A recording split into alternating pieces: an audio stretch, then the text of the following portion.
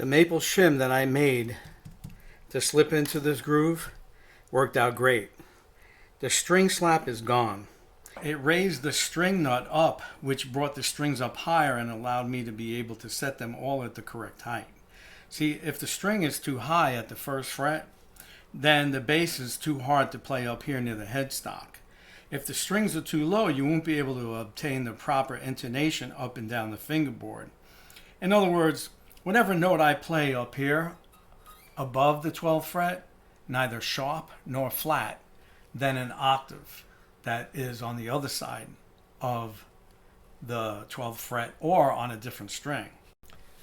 So you could buy a new nut if you want. This one's actually for a jazz bass, so it's too small, and I decided what I did was fine for this bass. It actually plays well. So in order to achieve this, you need to be able to shave the nut slots down to the proper heights. I use these diamond coated files, and they're actually the same size as whatever string I'm utilizing here. And I file down towards the back of the headstock.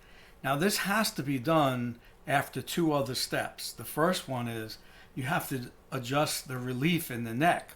So you need to have a slight underbow. It's a concave, not convex.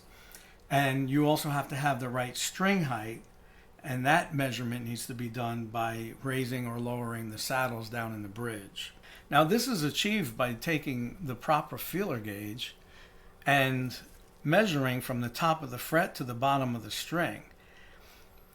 When you get that exact height, then you'll be able to do your intonation to get the proper note.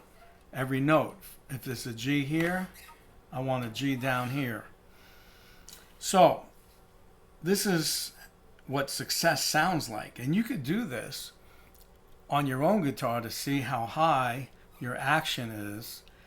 Or if you're buying a guitar from someone off a marketplace, or if you're at the store and you're looking to buy something. It doesn't mean you can't fix it. It just means it's something you'll have to do.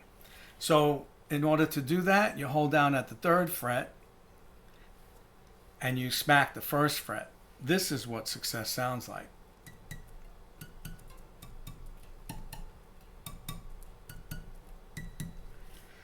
This is Vinny G, and thanks for watching another one of my videos of stuff you probably don't need to know, but you might find interesting.